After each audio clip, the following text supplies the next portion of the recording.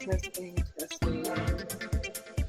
Hello and welcome to Evaloution and Friends. How is everyone doing?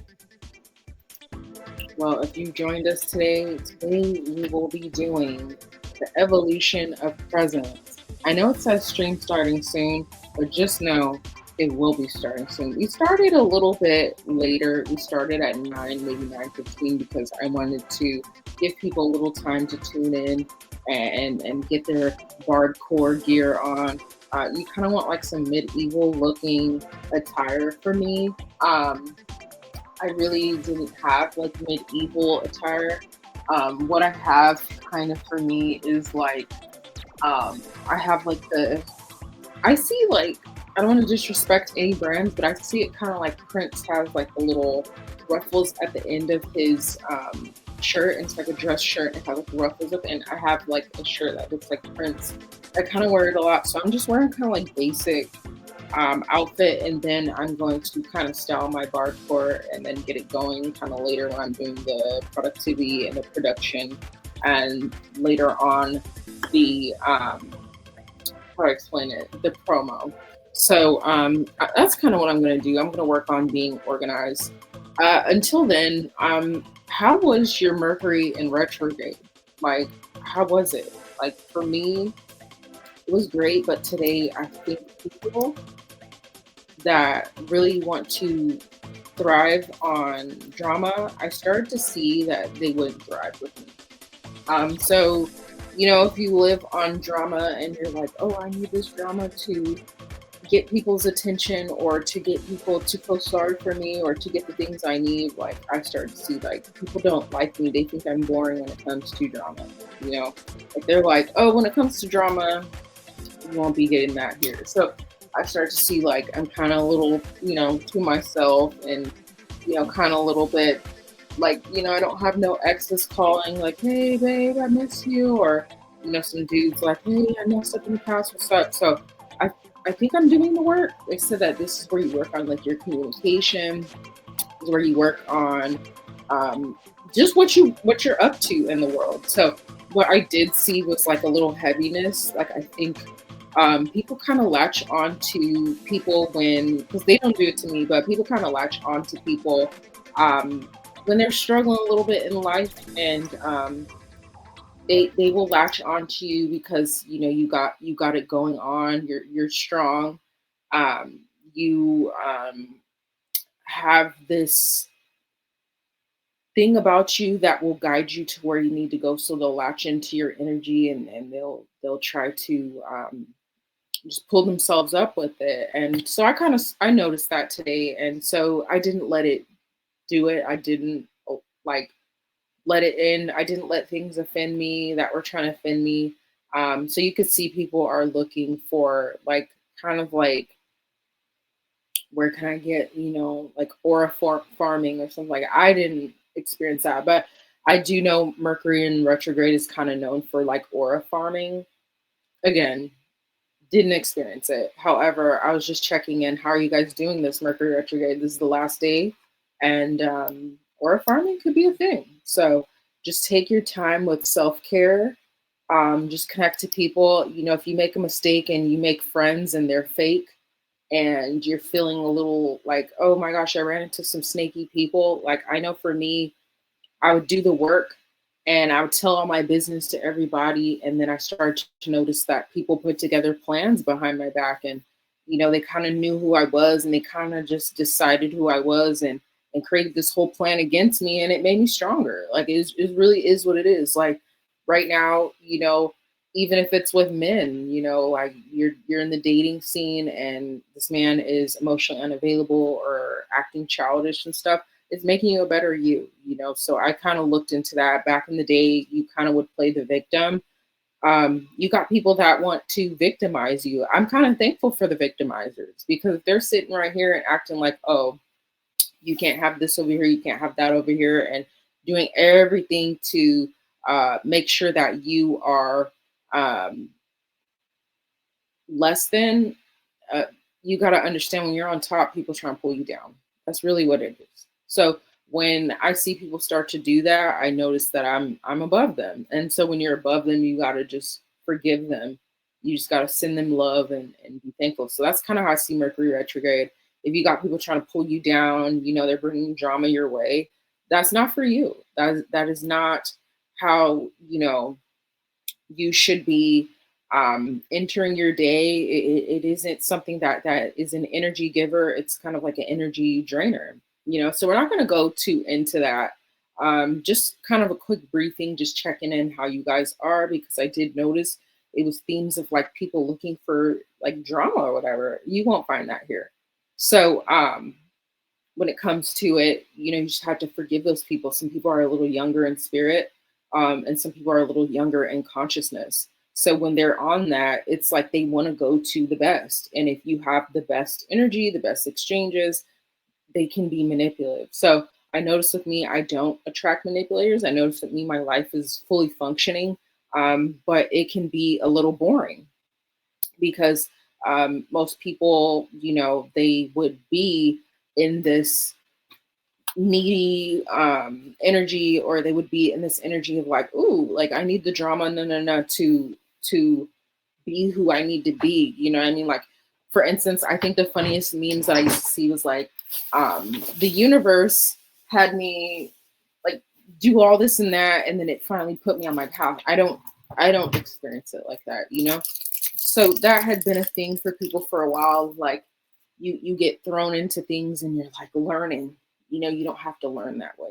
You can learn in the most responsible way. So with that being said, we are introducing Bardcore. So what Bardcore is this like medieval times music, but someone got very educated and got very um, creative, and they made it modern. So we have like that medieval times music, and I know some people like they capitalize on it on IG, they capitalize on it on social media, where like they're dancing to like modern day Bardcore, and they're like dun, dun, dun, dun, dun, dun, dun, dun, dun, dun, and they're dancing, and they're like, if this song came out in like the 1700s, 1800s, and we giggle about it. Well, I wanted to coordinate the show around that. So what's it going to be called? The show is going to be called The Evaloution of Presence. So with that being said, we're bringing the vibe of elegance, heritage, and excellence. So when it's elegance, I do think medieval times elegance. I do think the heritage, like it is like high class societies hosting these bourgeois parties, and you have these really big dresses. We only see it as,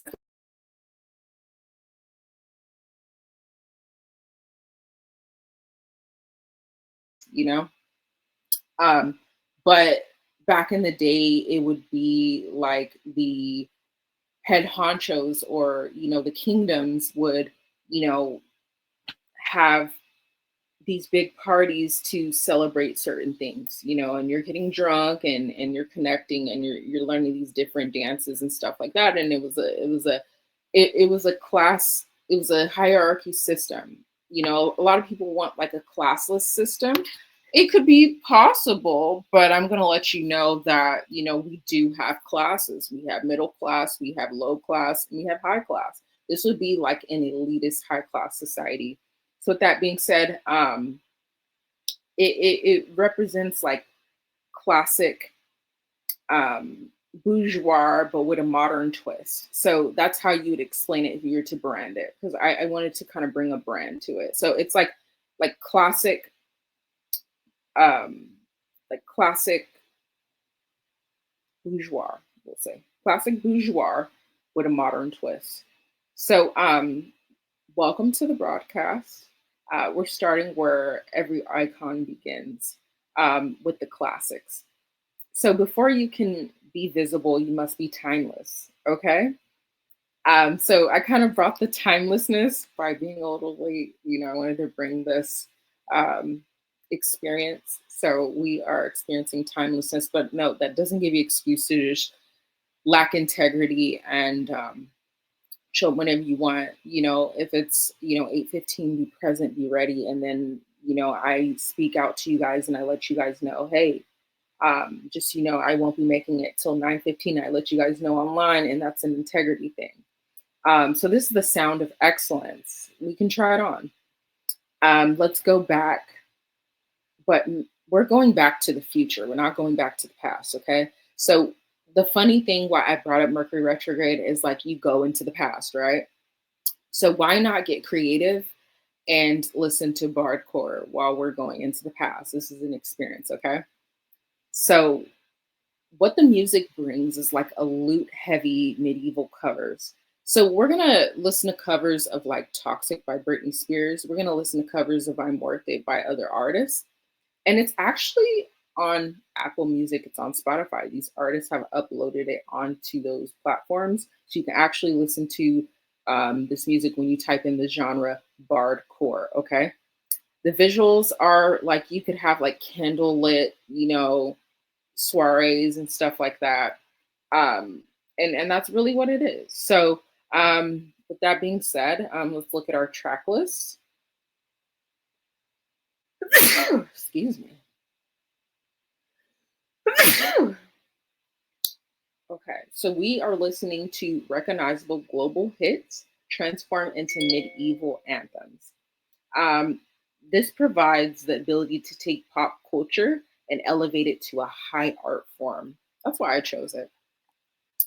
When it comes to, evolution, you want to evolutionize how the sound is. And this is something trademarked by me, you want to take a sound and you want to bring evolution to it. So I want to introduce you to the brand Evaloution. Um, it can be the golden age, correct? And with the golden age, it's a set list, but it's really just like a playlist for DJ Evolution to kick off the visibility. So with that being said, we have an opener, and we gonna try. I'm gonna try some of these. It wouldn't be my first pick, but we're gonna try it on because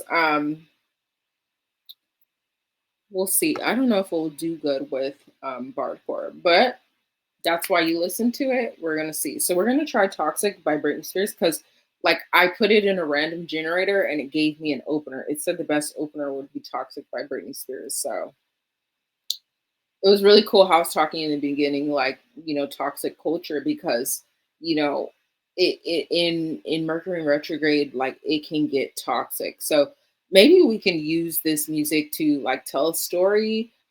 Just stay tuned, we will see. Um, so with this song, it's addictive and it's sharp and it sets the expertise of Bardcore because when you listen to this classic song, you're wondering, hmm, did they really cover the notes? So I'm about to play it right here, right now. I kind of want to put it on the screen here, but we're going to try it. I already have it loaded up. So it's so funny because they have the Rough Riders anthem and all this different stuff. I'm crying. Like, it is so funny to me. Let's see.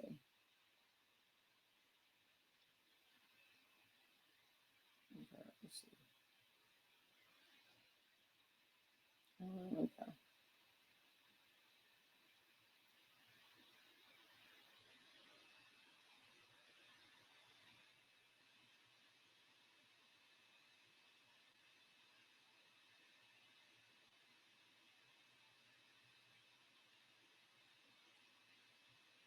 Okay, so we're scrolling, we're scrolling. And maybe I should have put it in a playlist. But so we have like songs like Gin and Juice and like all those different songs. Um, and so it's not organized as if you'd see on it's not organized as you would see on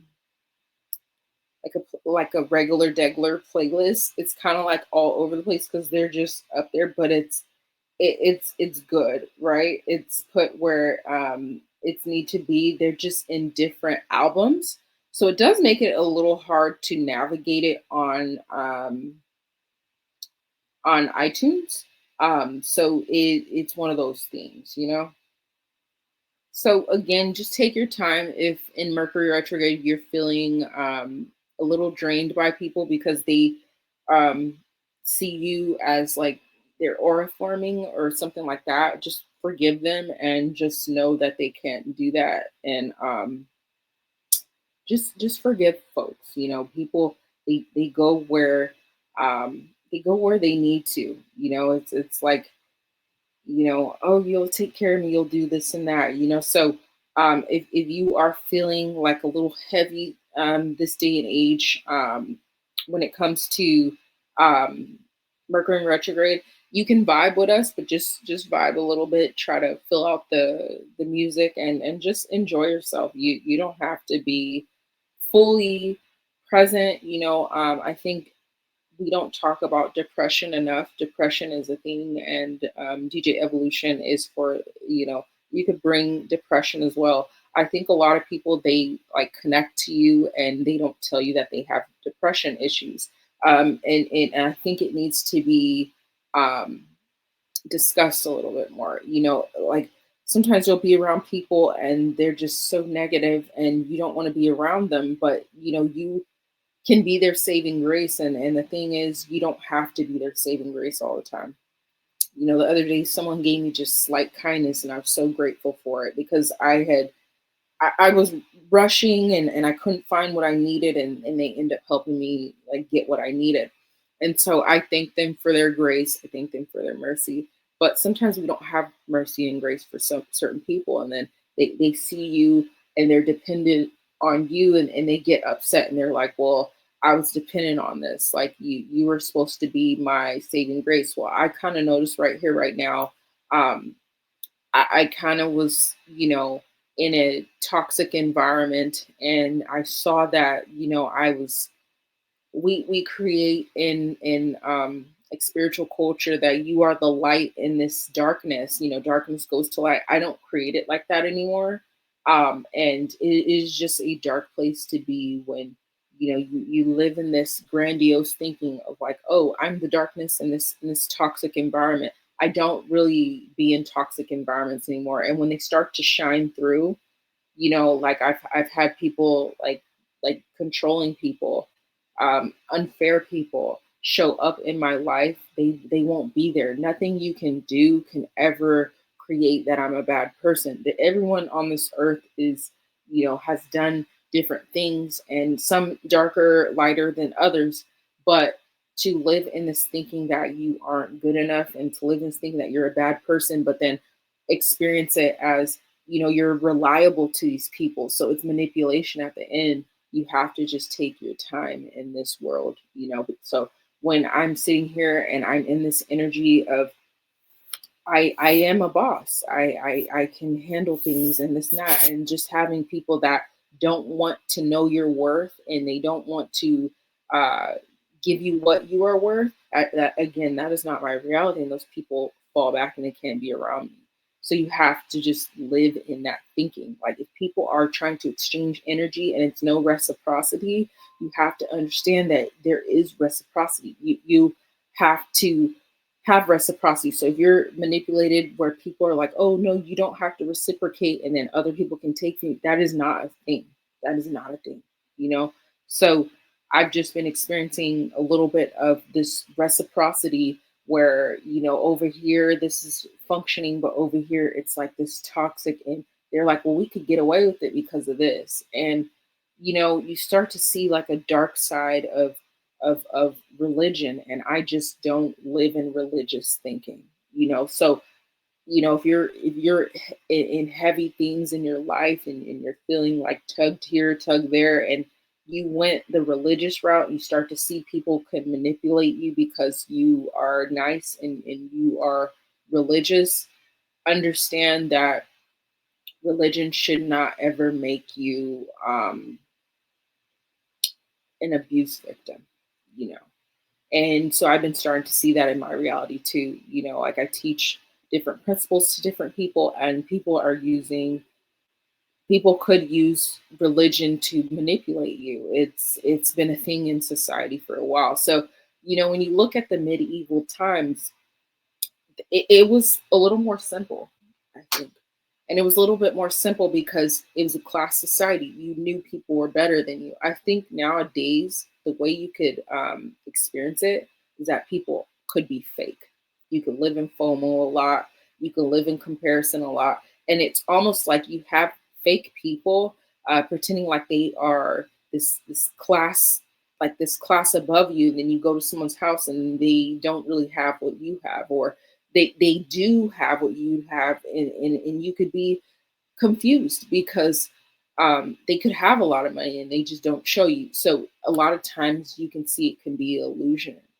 So you just have to see that we can have a toxic nature. You can have toxic environments, you know, and when you have a toxic nature, toxic environments, and you are, in a sense, religious, you just have to understand that religion is not the reason for that.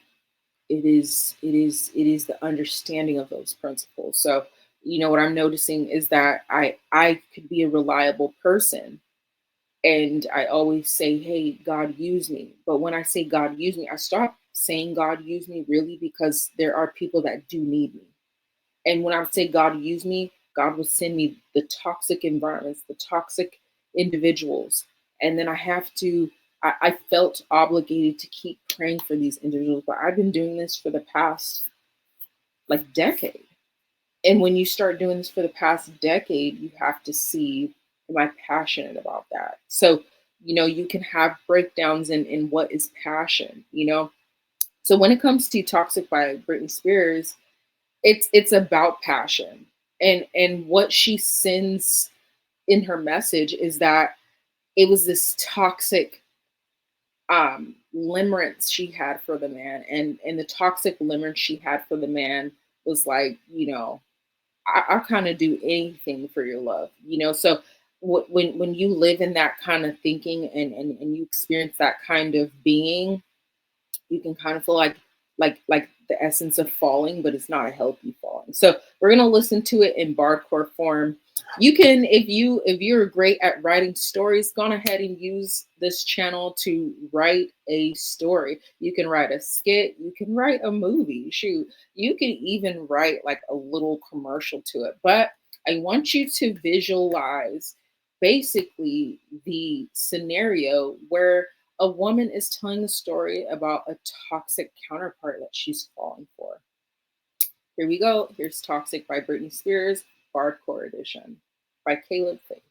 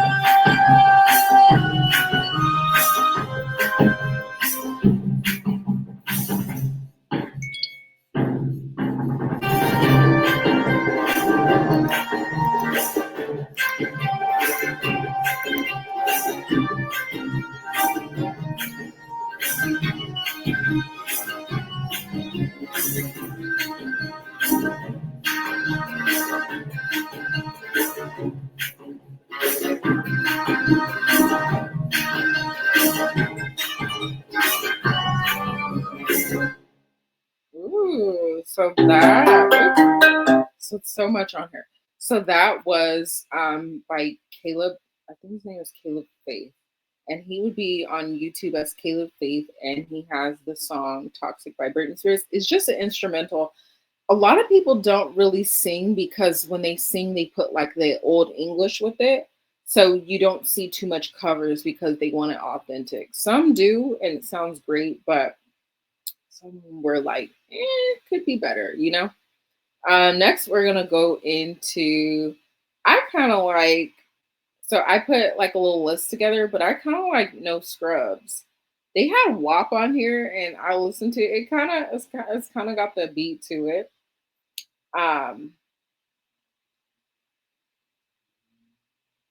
Okay, so then we have, okay,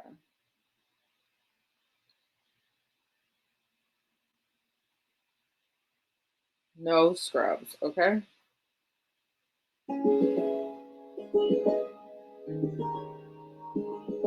Okay.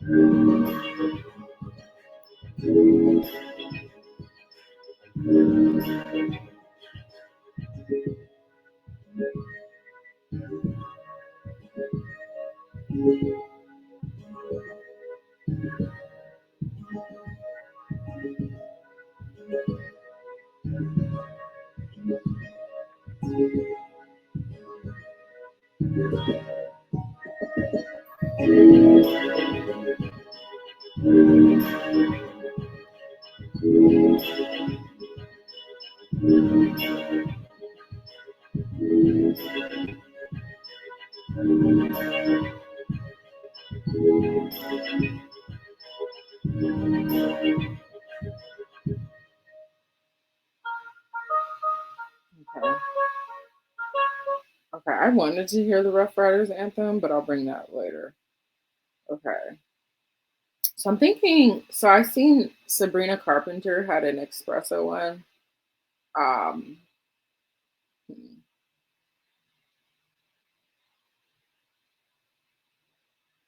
let's see.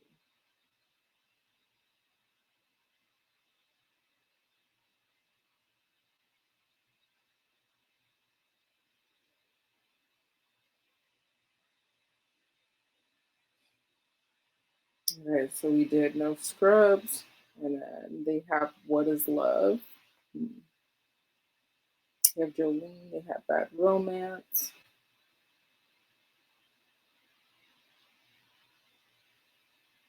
Let's do Gangsta's Paradise.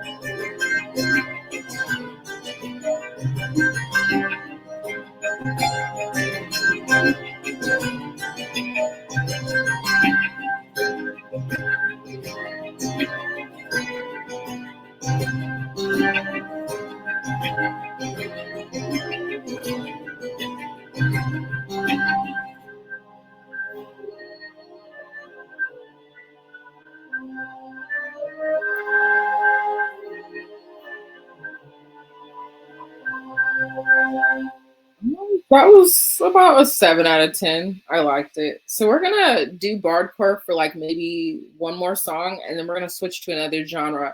So there's options for like opera, and then there's options for like Pirates of the Caribbean kind of vibes. So I was looking at a generator, and it kind of gave me like ideas for like a Pirates of the Caribbean kind of vibe.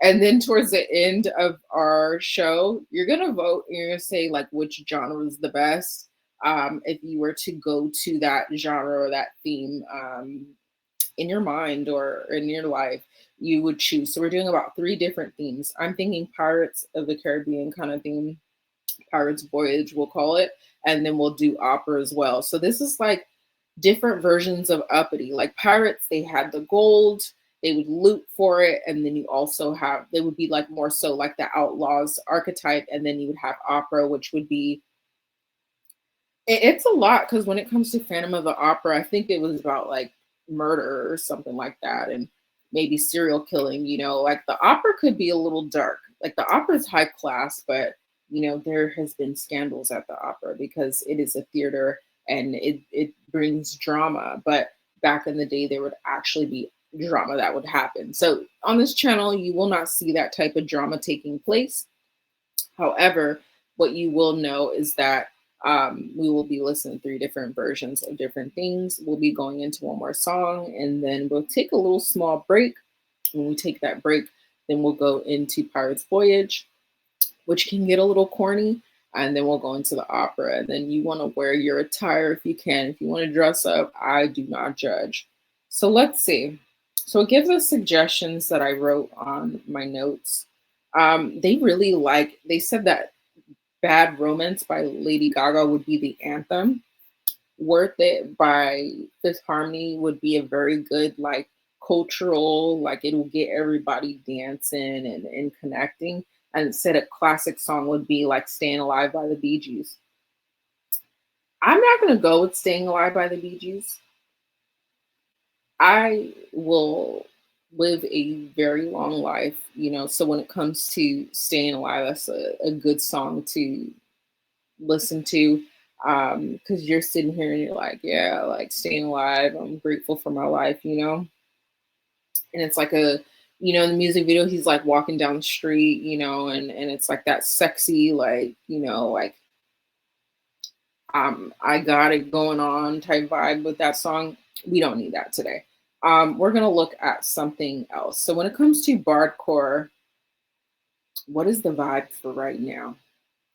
So we got Yay Old Pop. Yay Old Pop. We got Hot in Here. That's a classic. We got Cry Me a River by Justin Timberlake. We got Day and Night by Kid Cudi. We got Stronger. I don't know which version that is and who that is, because there's a couple of songs named Stronger. We got Godzilla.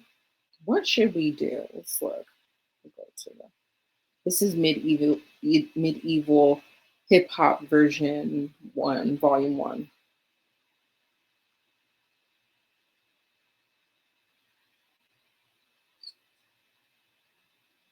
I think we'll do Sexy Back. Should we do Sexy Back? Or B Don't Kill My Vibe?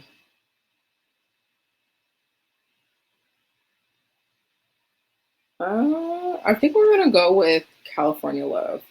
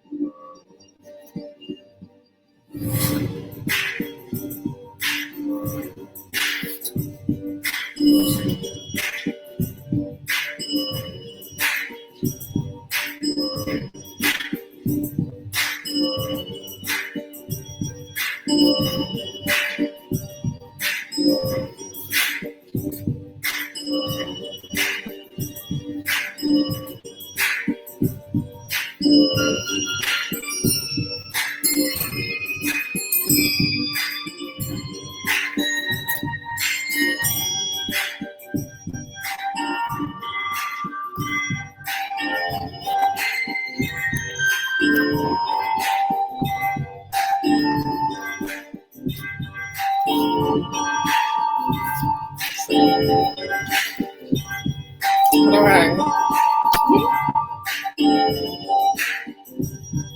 Like if you're to have your sword and stuff. I actually have like fake swords that I can use.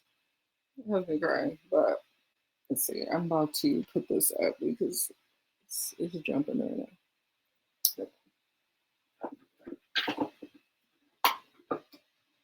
So I don't know if you know, but it's kind of going crazy in here. And excuse me, I have my little armpitted. It's kind of going crazy in here, like mentally, you know. So I don't know. I don't know if it was like that was a good song or if it was like um an overwhelming song. Because like mentally I'm present with it, but mentally I'm like, I kind of want more, you know. So I'm just checking in. What y'all think? Y'all liked it or it was me? Because I mean that's the thing. I think my favorite song out of all 10 out of 10 was California Love. Um, I'm not being biased, but I did like the California Love.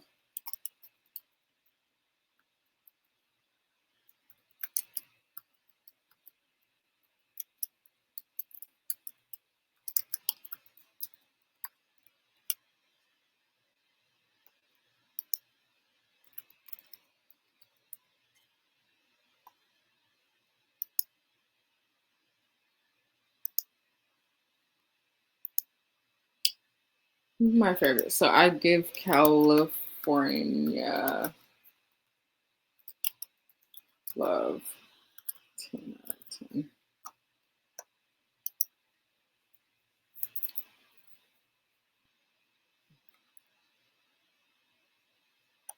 Let's see. Okay, so now we're gonna take a little quick break. I'm gonna give you guys like 2 minutes, and then we're gonna go into Pirate's Voyage. Okay. Yes. So thank you for tuning in. We're gonna go into Pirate's Voyage.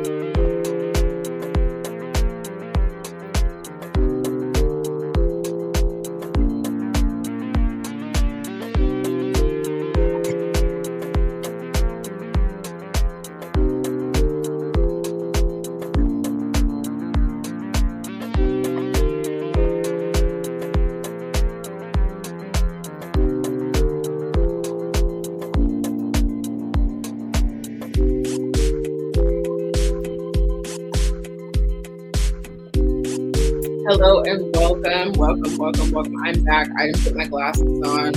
Hopefully that's okay. So that was the sound of Foundation. It was timeless, however worthful. The foundations are meant to be built upon, right? With that being said, we're moving from Haskell's to, and we're moving from the shadow of worth into high definitions of flow and movement and straight into visibility. So Friendz, let's initiate the innovation sequence. And I kind of don't really like what was written, but we're going to go through it anyway. So I'm a branding expert, and I'm going to teach people the use of sonic to show that, well, this brand is the only brand that can be both ancient royalty, which welcomes expertise, future tech. But I don't think I want to say future tech. I think I want to say, because future tech would be AI, right? So future tech would be innovation at the same time. So it is ancient royalty, the expertise, and the future tech of AI at the same time. And then this AI, it produces these bardcore and these different things. So we're kind of like having fun with AI and this tech with AI, which is the new age plus the old age, you know? So this bardcore honors just history and just the transitions of history and the evolution of history as well. It proves that they are just leaders of the next century.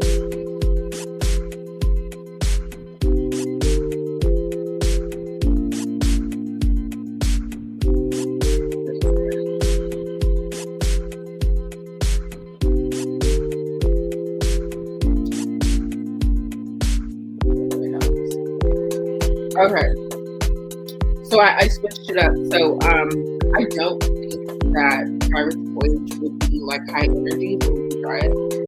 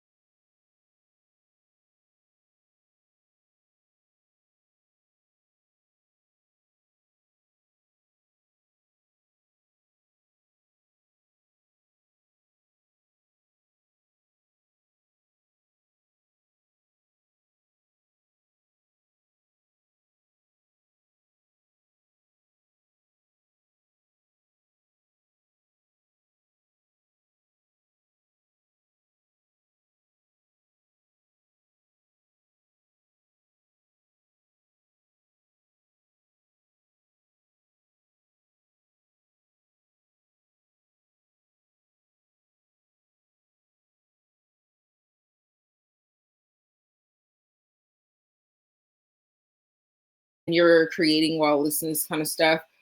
You can create skits with this. You can create, novels with this. You can just create with this channel. You're welcome to bring that creation energy here and just create something really cool. Welcome. Anyone is welcome. So bring that energy here. We want that. That's what this channel is for. Let's evolutionize some things as well. So you could challenge yourself and bring evolution to pirate culture. The pirates that we know, you can evolutionize them. Well, what would they show up as? Like, what if we tell a different story, a different angle to it? Like, try that on. for tonight. So when you listen to this music, try on, your creative spirit and just create from the music and the lyrics that you hear. So next we'll be listening to Hoist the Colors, and we're just trying this on. Like, can I listen to this in my car? Can I listen to this in the club? Like, where would I put this at? The king of his mind stole the queen from her and found her in her clothes. The seas be ours and hide the powers where we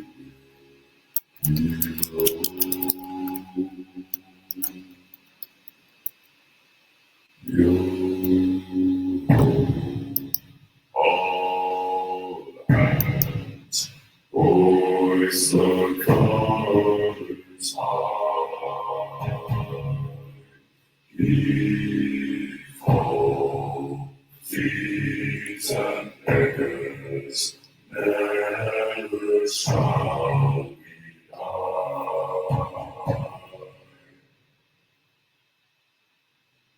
The sun had burned inside my mind, and now it's sleep. With the keys to the cage and the devil to bed, we lay to feel its grave.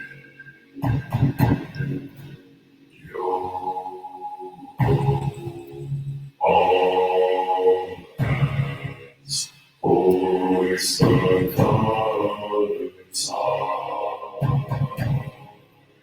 Evil thieves and beggars never shall be done.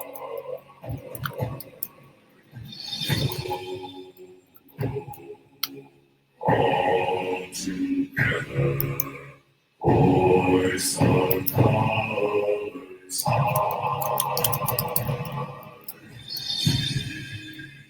Evil thieves and beggars never shall be done.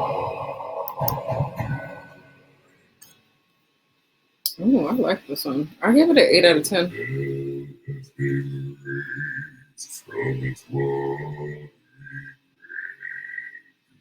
Hear its sepulchral. We call to all, heed the squall, and turn yourself.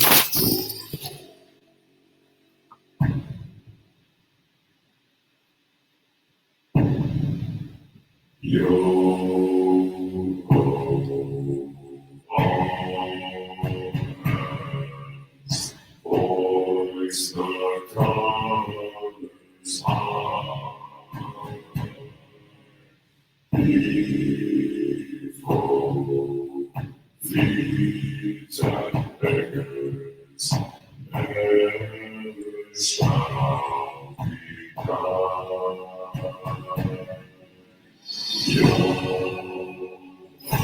Okay, so they kind of tell the story of like this like outlaw culture, and the outlaw culture is like basically entitled to certain things, and I like it. I think, we all know various versions of that, and seen various movies where like they take over a ship, and they're throwing these missiles towards the ship and stuff like that. So we all know like pirates and how they can show up.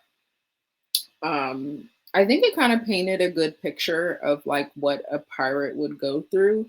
And so for that, I gave it like an 8 out of 10. But would I listen to that in my car? No. I just personally see it like on a movie.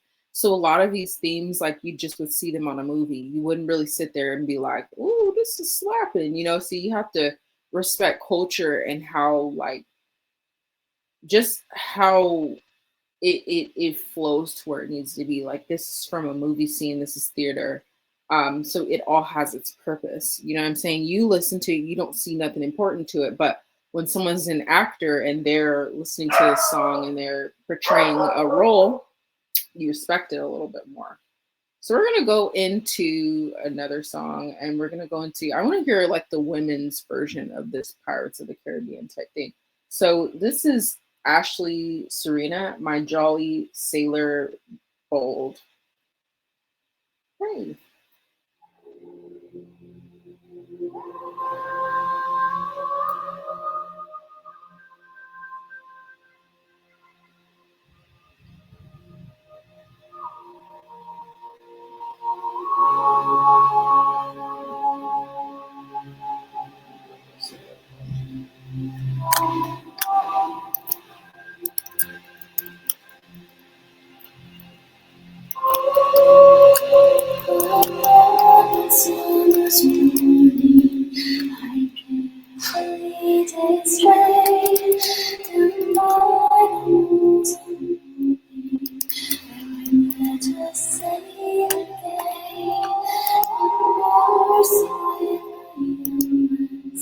You seem to be in pain, saying will you and return again. My heart is fierce like human. I just stay on the rainbow. There is nothing can consume on my jolly sailor.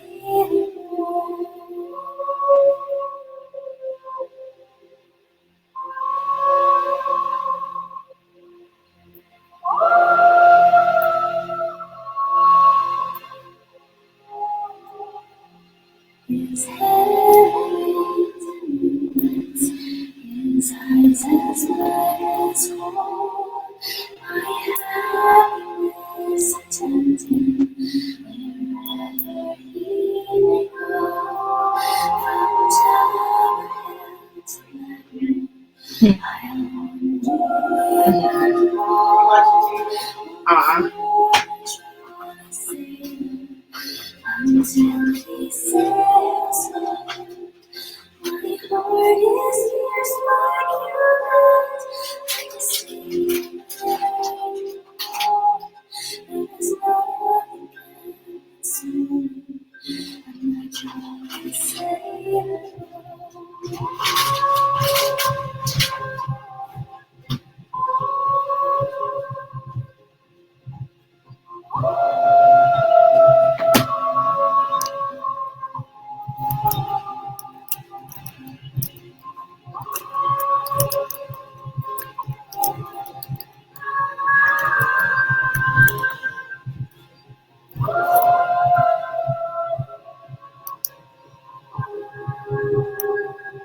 My name is Maria, ocean star fair, and I have left my parents and 3,000 pounds a year.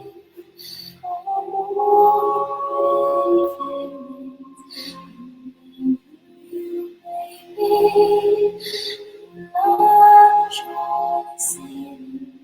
That lies the raging sea, what a long mountain from me his absence born, and far away days evermore to walk. My heart is fierce like you want. I just stay on the rainbow. There is nothing can console me. I'm a jolly sailor boy. My heart is fierce like you let. I just stay on the rainbow. There is nothing can console me. I'm a jolly sailor.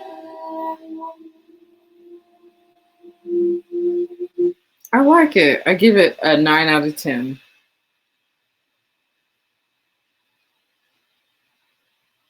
Let's see. So with my random generator, we're gonna go into something next. Um, going to something new. Let's see. Um, okay, so they suggested the first song be Wellerman. So I think that's the most popular song on the internet. So they suggested it because they said it is a traditional a cappella. And it represents the communal trust and solid foundation of the brand of like Pirates of the Caribbean and the sea and stuff. Next, you have He's a Pirate by Tiesto, and it's like a mix of Klaus Beldelt and Hans Zimmer. And it's a cinematic EDM and has the ultimate, it's like the ultimate power anthem, and it projects like an unapologetic icon personality. So He's a Pirate. So let's see.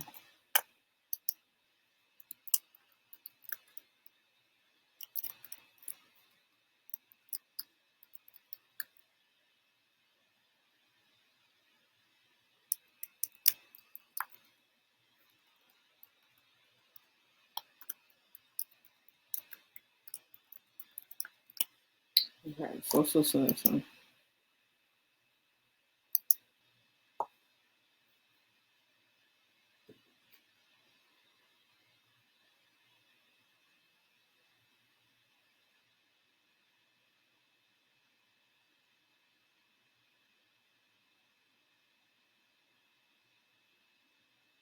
Okay, so let's listen to it. I guess this was on the Pirates of the Caribbean album.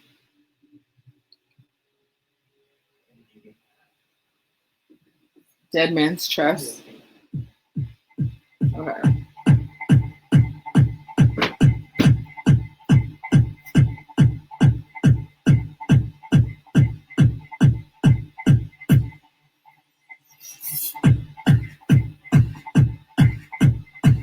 I don't really hear the Pirates themes yet, so I'll be patient. And we're like maybe like 20 seconds in.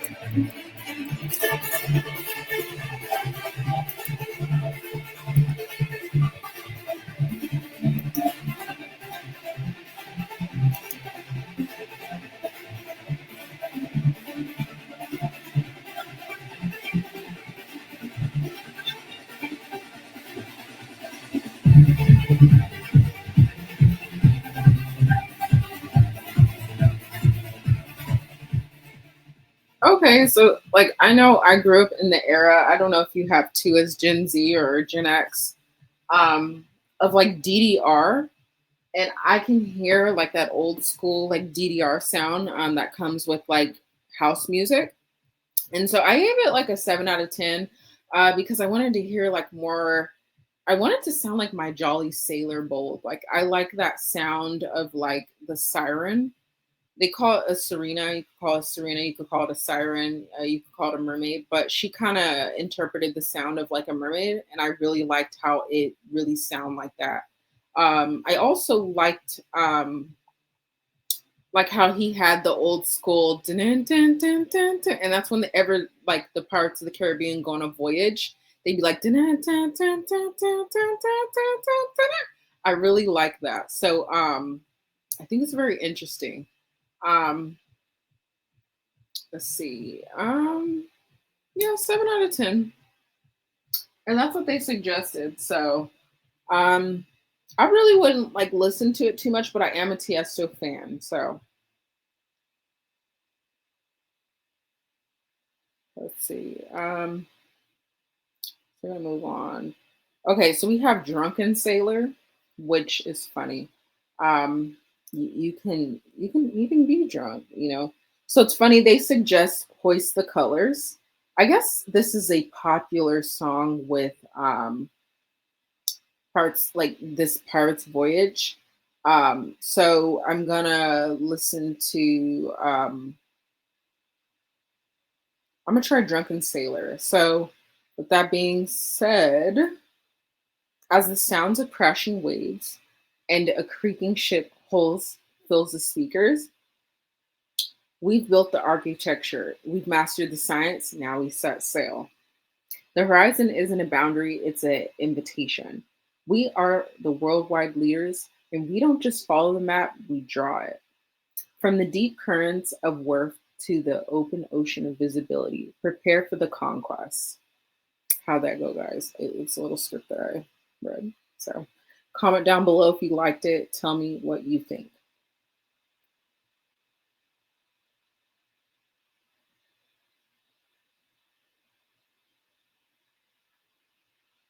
Okay. I'll listen to Drunken Sailor by Harris and Ford remix.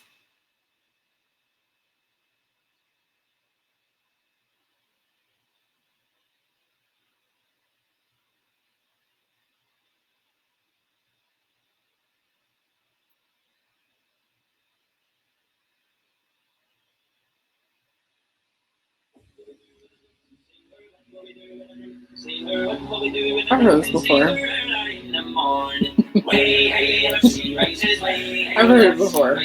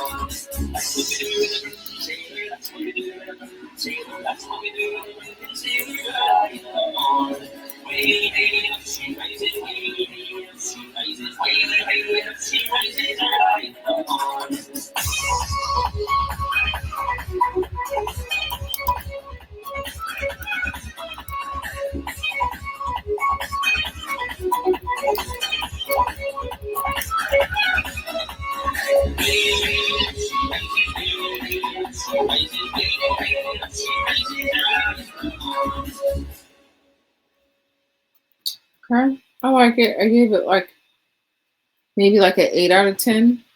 I've heard it before. It was like different. It was like a classic upgrade from what I've heard. Um his version was different. It was creative. So I gave it like a 10 out of 10. Would I listen to these Pirates of the Caribbean or this Pirates Voyage just on its own? No, I wouldn't. So the whole genre, I would kind of give it like a 2 out of 10 if it were like to be like vibes. And if I were to just like riding around and getting it music wouldn't be that. But if I was like at an event where like, we're drinking, we're dancing, and we're on a ship, I would give it like a 7 out of 10. I think it's good for like a 7 out of 10 vibe, for like getting the vibes good. And if it had a really good show and it was theater, I would give like the overall genre like a 7 out of 10. When it came to Bardcore, I think it's really fun. I'd give it like a 9 out of 10. Like if I were to go to a party and they're playing that and it's dressed up, it's themed, I would give it like a 9 out of 10. The next one, so it's funny because they suggested like Gregorian chanting, and I don't know if you heard that, but it sounds like the Catholic chants and stuff like that. I didn't go that route. Um, I went more opera. So we're gonna look at the opera, okay?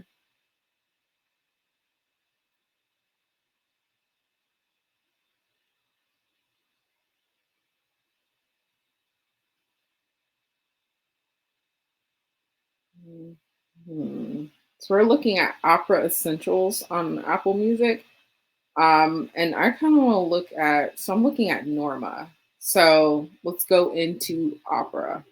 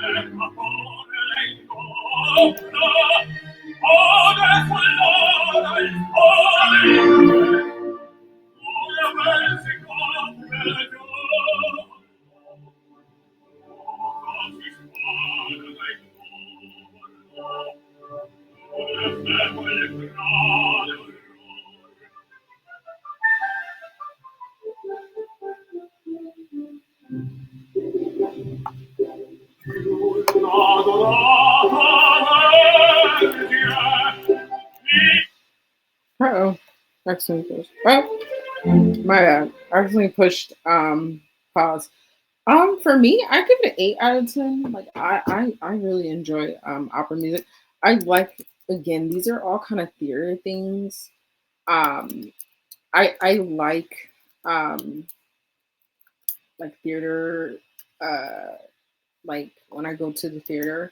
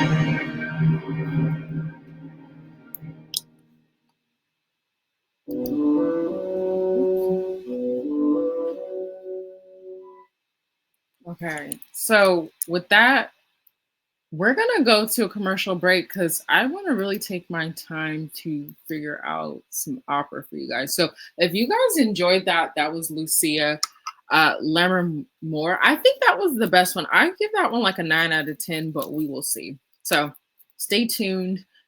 We are listening to opera right now, and this is the last song of the night, like the last genre of the night. Stick around with us. Give us about maybe like a 3 to 5 minute commercial break, and we'll be right back. Tell us what you think in the chat about each genre.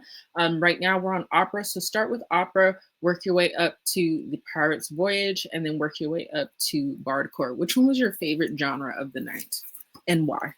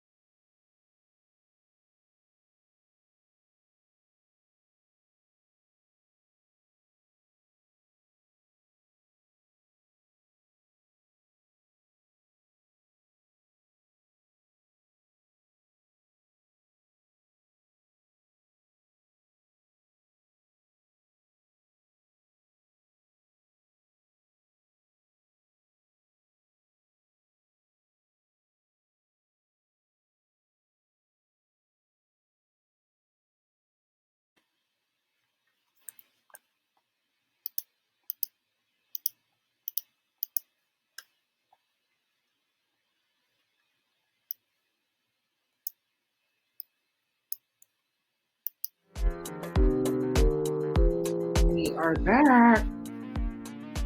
How'd you like that little commercial break? Well, it's almost 11, so let's keep going. Um, I'm having so much fun. It's a little lame to someone who's probably more popular and has a lot more things to do with their life. But when you want to try on something new and you just want to challenge yourself to like new genres, this is kind of fun to just listen to and explore and discover and look at. So the first segment was Bardcore. If you're just now tuning in live, the second segment was Pirate's Voyage, and the third segment is opera. Now, what was suggested to us was like to play funk because it's what's so popular, and then the second one that was suggested was like glitchcore and cyberpunk pop, but we didn't go into that. So right now, since we're doing opera, we really won't be talking about the various different things that we would if it were to be what was suggested for us.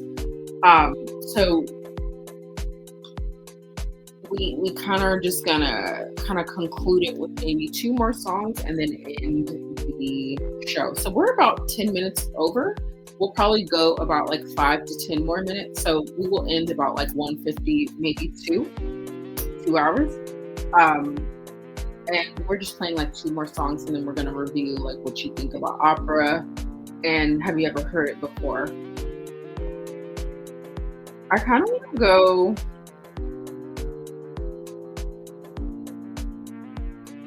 I don't really know classics like Macbeth would be Shakespearean.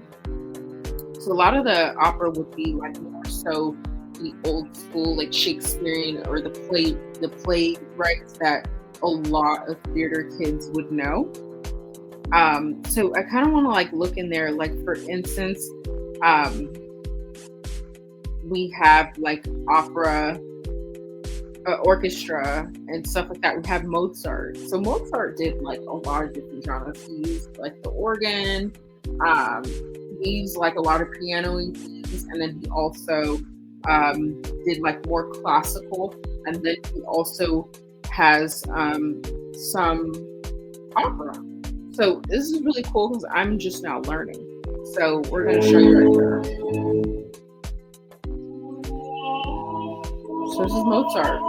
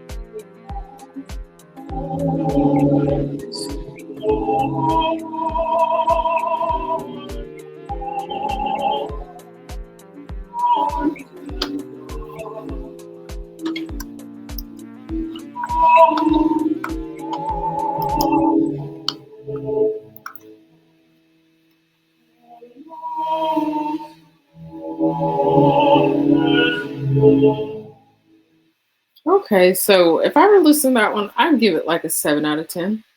I am a Mozart listener. Um, I like the emotion in it. I like the depth of the singing. The music was kind of like a little like I don't want to say basic, but it was like simplistic. I kind of wanted a little more there. So I just give it a 7 out of 10. I want to listen to Phantom of the Opera, but I don't know much about it. But I do know like a lot of people love this record. They love this composition. Stirs and wakes imagination. Silently the senses abandon their defenses. So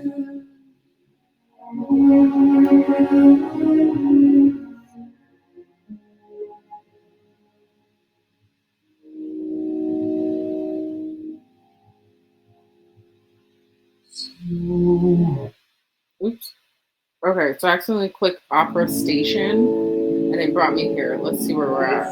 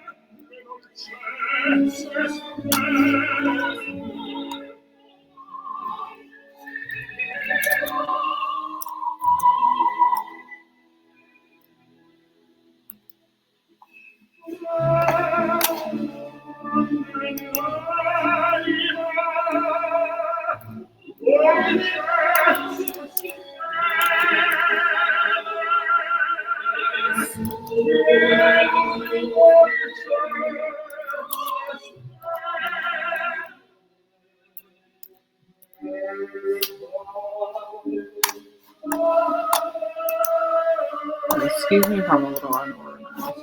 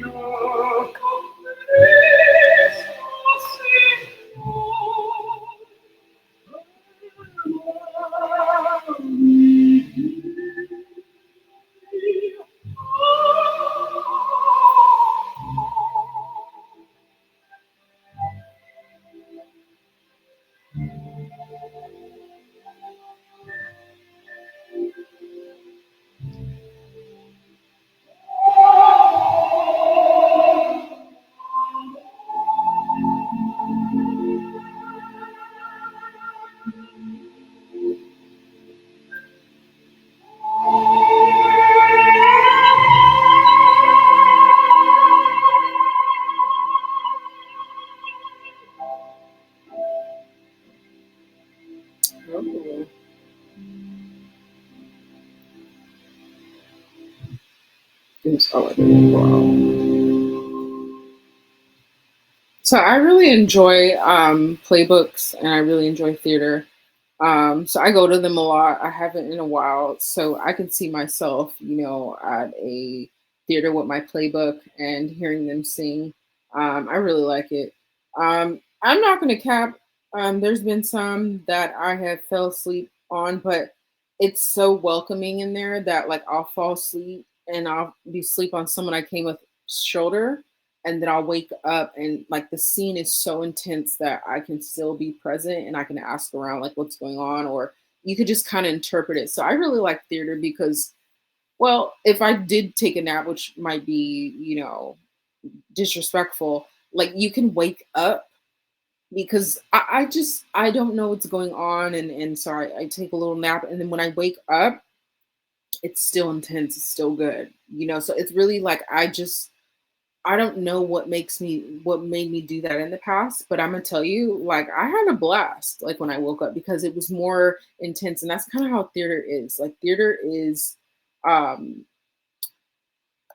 where it just like it gets like a climax, and so like it will be like kind of boring in the beginning. It's kind of like building up the story, and then once you get into the middle, it's the climax. Like say like the dude is cheating on his wife or something and he's about to like duke it out with the dude, and they're challenging each other to a duel, and you're like, oh, I woke up to this. I'm usually that. Like I'll wake up because it's loud. It's like, oh, and you're just like, and so I wake up like scared and stuff, and then I see like, oh, this is kind of intense. So I don't really miss out on much. So I really like theater because again, like you can really space out. You can really just and then you wake up and then you still can watch it and you still can be included, and you still will get the story. And then you can look through the playbook, you can look at the intermission, you can look at the agenda, and you can kind of like catch up and see what's going on. So I really like theater for that. La Boheme, La Boheme, um, is basically an opera that is 4 acts. So that was just the song that we were listening to. We were listening to Act One. So if you know theater, Act One, it's in the words. Act One would be the first, we'll say like first verse or the intro. So when it comes to the intro, it's introducing you to the story. So this is the first act of 4. So it's 1 out of 4. And it's composed by Giacomo Puccini. And it was in 1893 through 1895. So it was produced in like 2 years, right? And it's Italian. So you're listening to an Italian song. And La Boheme is the story about a famous Giacomo Puccini, and he was like an opera, probably screenwriter. And he tells the story of a young, impoverished artist in 1830s Paris, struggling with love, art, and poverty. And it shows the poet Rodolfo and a seamstress Mimi who fall in love but face tragic separation due to fatal illness and their lack of money, and ultimate exploring themes of passion, friendship, and loss. So, back in that day, like you get like the bubonic plague or something, and they didn't really have that much medicine and stuff like that. So, when someone got sick, it was kind of like a tragedy, and we still go through those themes now. So, I guess this is the story of a man very in love with a woman, and he has to go through passion, friendship, and loss. And I think the closest thing we have to it is the movie with Mandy Moore, and it's The Walk to Remember, but I'm not too sure. So what is the meaning of La Bohemienne? It means bohemian, and so I dress bohemian and I like bohemian. The last show that we did was kind of bohemian, so it's kind of cool how everything pairs together. And Bohemia is the westernmost part of Czech Republic, and it's in Eastern Europe. So it's just talking about bohemian culture. Why is La Boheme so famous? This is just me looking on Google.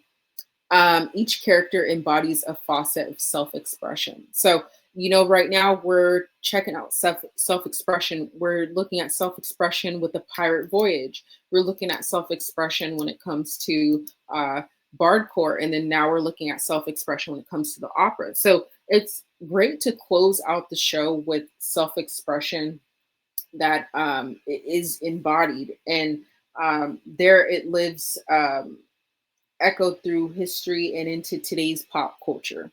You know, these themes of love, art, and personal freedom are not confined to the opera stage, but resonate with all of us. Making La Boheme a totally, truly universal work of art. So it's themes that we understand: love, art, and personal freedom. Like, people can possibly impede on your freedom.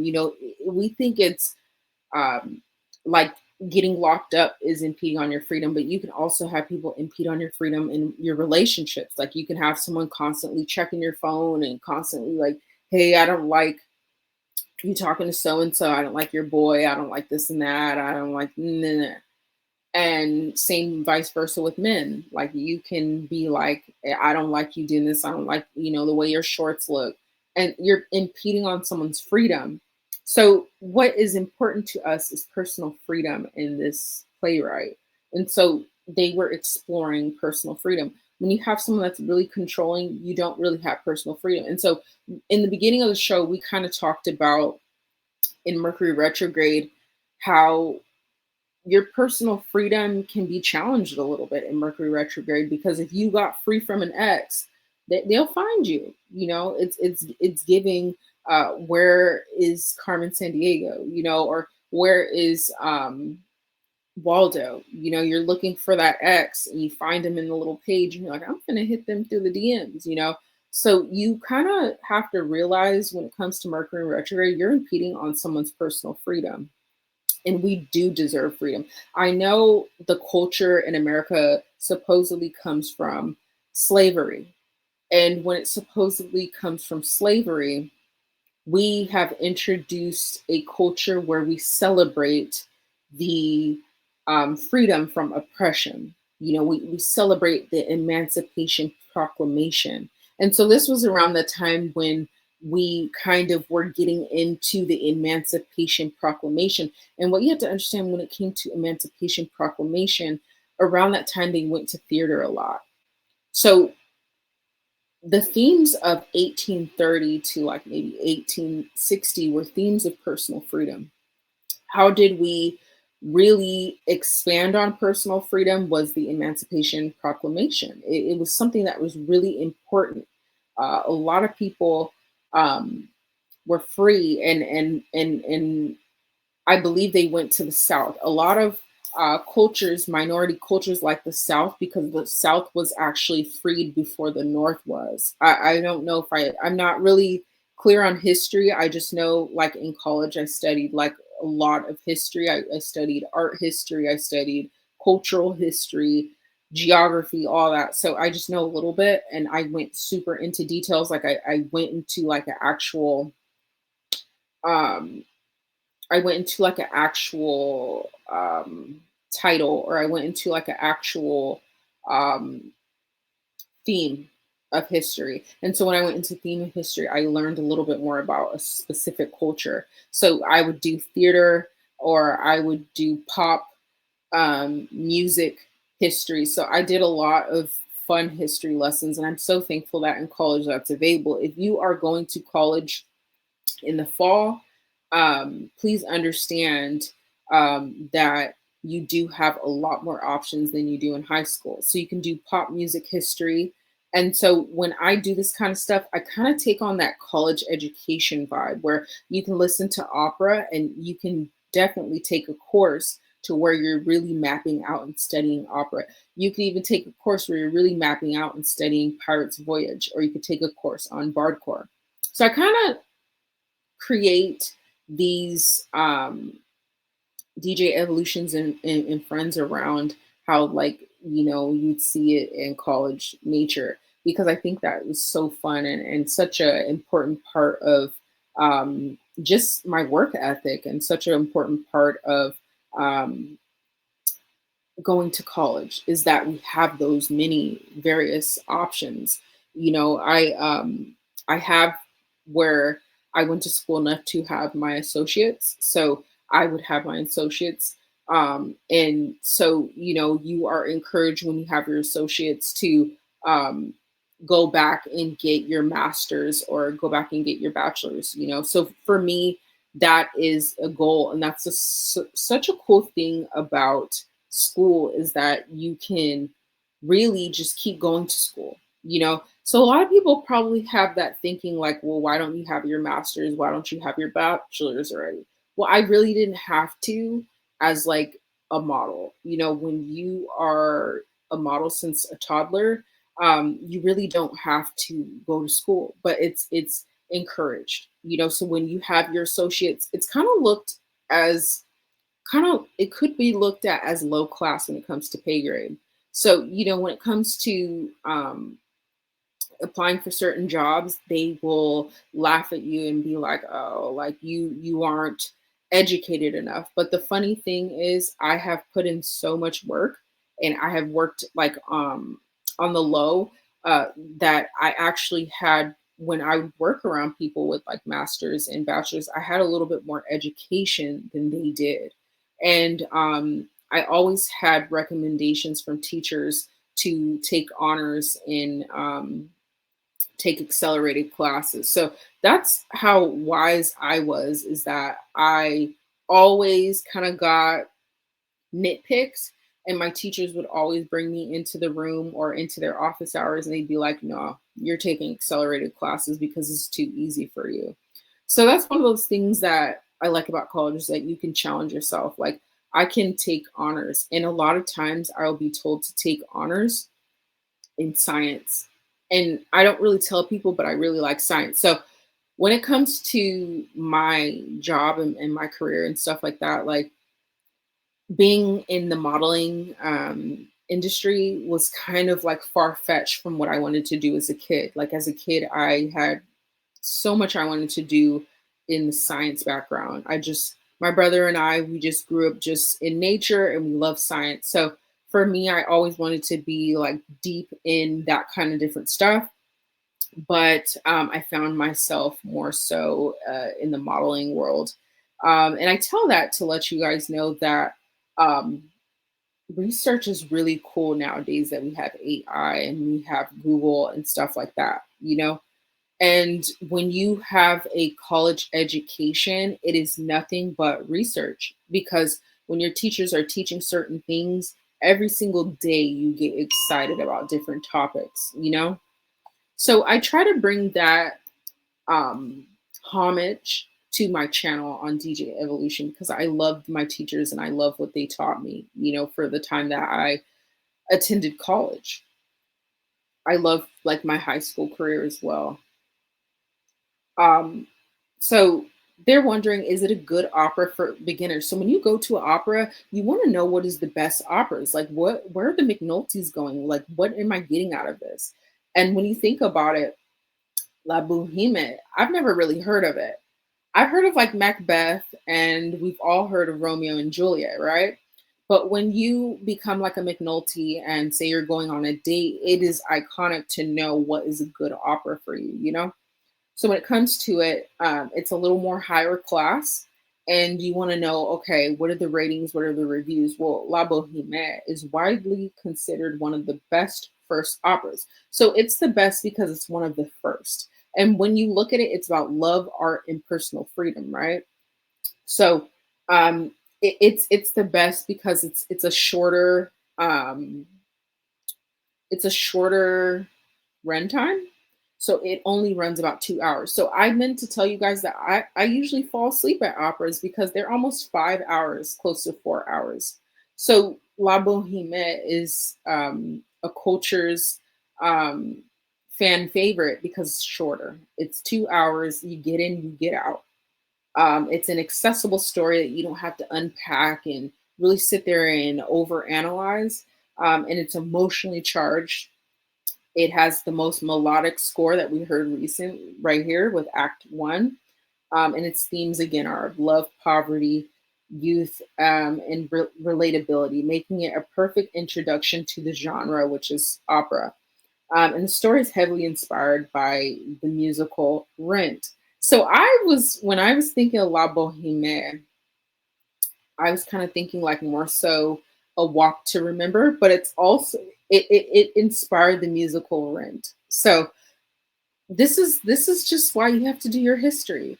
If you know nothing about La Boheme, it actually inspired the play Rent.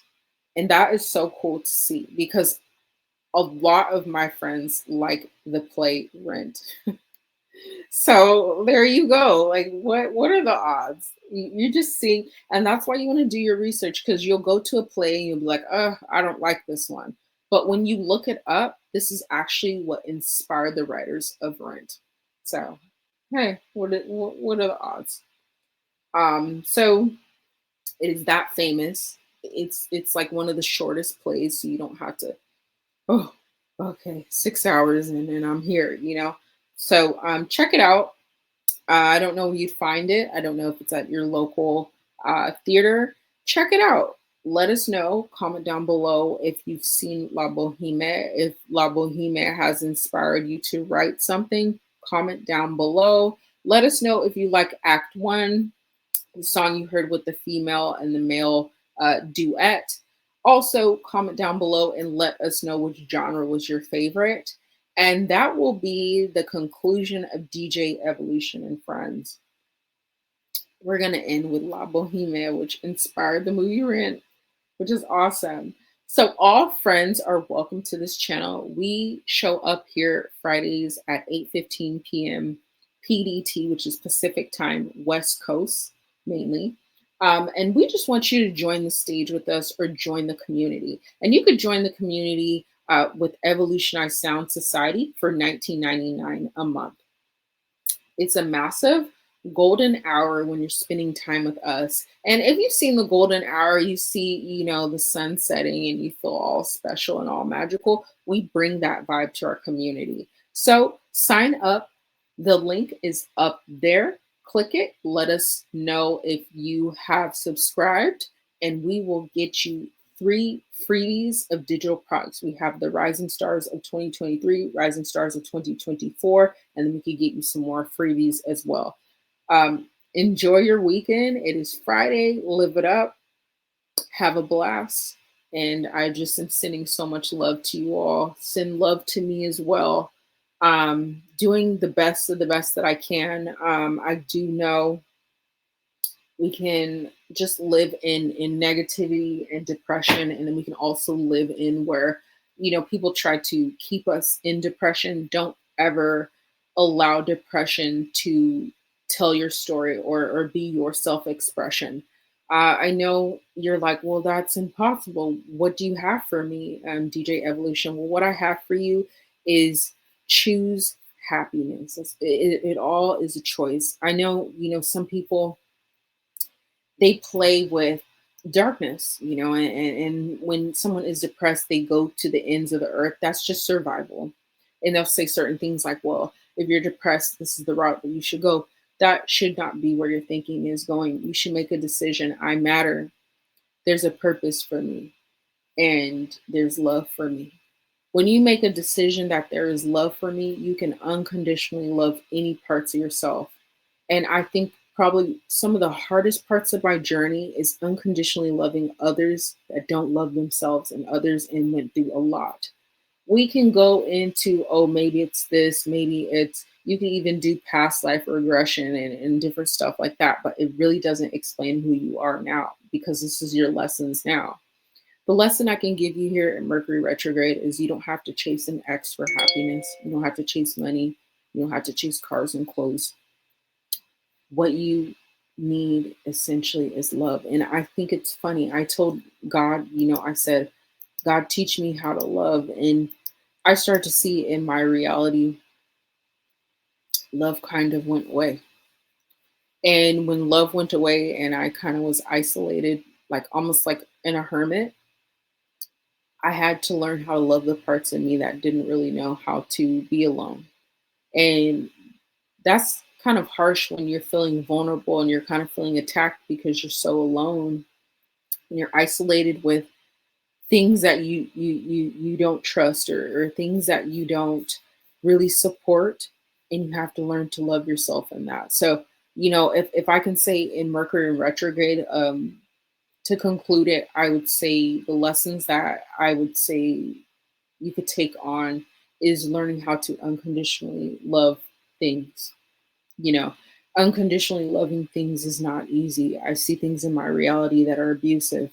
I see things in my reality that attack people, and I just have to continue to just show up in unconditional love, and that's what I see as a leader. So when I show up here at DJ Evolution, and Friendz, I don't really get the outcomes that I would like to, but I know they're here.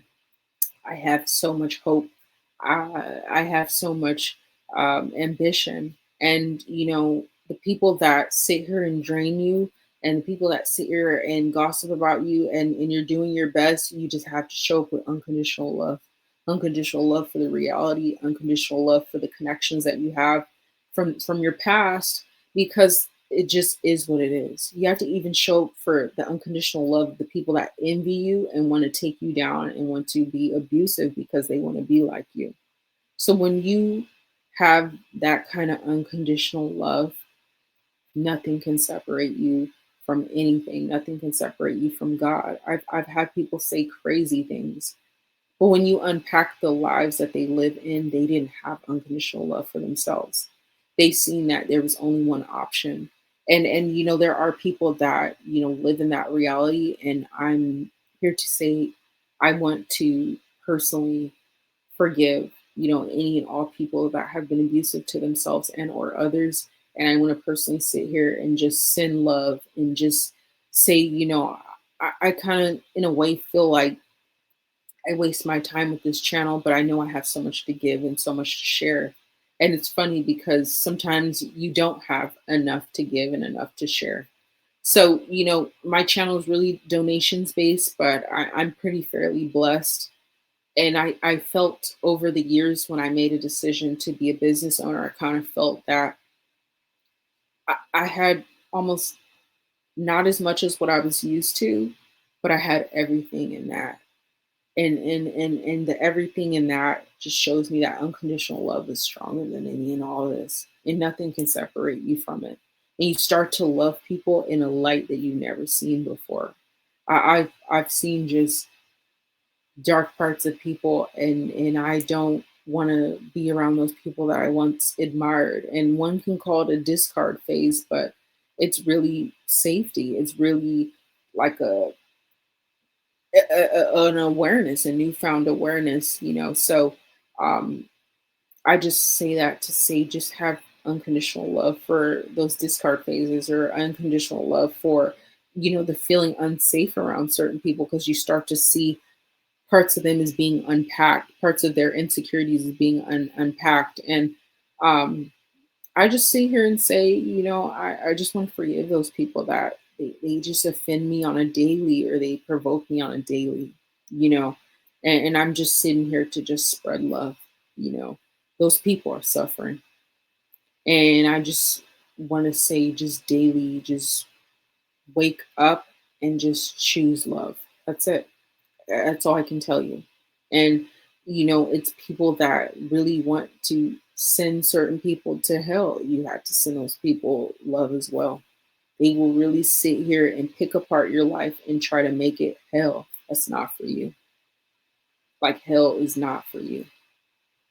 And you have to keep just choosing love for yourself. If you've given yourself and or others hell in the past, you have to learn that unconditional love as well. So that's not anything that would be a vocabulary word for me. It's nothing that you should worry about. You should let God worry about that. I've had people ask me, well, what do you think about that? I think we cannot be separated from God. We are loved.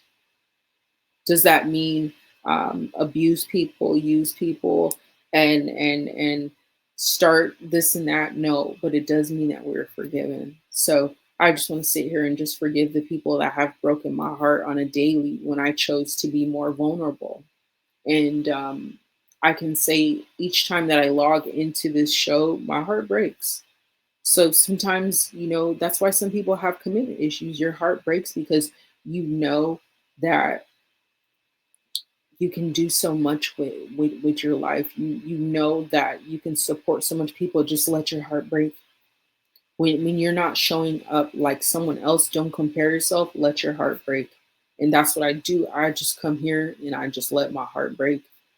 I don't know who this is supposed to reach, and I have to understand I could be selfish in wanting the metrics and wanting the fancy editing, but I do know that this matters and this is for people that need it. So I just have to let my heart break that I have such high expectations when I'm just supposed to be here and bring peace and love to people in a community that needs it. So one thing that I bring with my music community, Evolutionized Sound Society, is that space that will be held for each and every person. And each day, my heart breaks because I try to show up as big as I can. And sometimes I'll forget things. Sometimes I'll spontaneously do something and I'll change the subject. So, my heart breaks that, I can't ever be perfect for anybody. So when people need me to be perfect and they're like, I'm not choosing you to support me, or I support you because you're not perfect and you're new at this, and I don't like what you're talking about or what you're up to, I just let my heart break. So one thing I can conclude this with is, if you have something that you're up to and it's not what society needs and what is in comparison to people that's got the millions of followers and stuff, just keep letting your heart break and keep showing up and make the decision to unconditionally love the parts of you that is heartbroken. Because it's not depression, you're heartbroken. And that's okay. That can be love. So I want you to enjoy your weekend. If you have heartbreak, please choose yourself. Please choose self-care. And I'm sending you guys love today. Thank you for tuning into my show.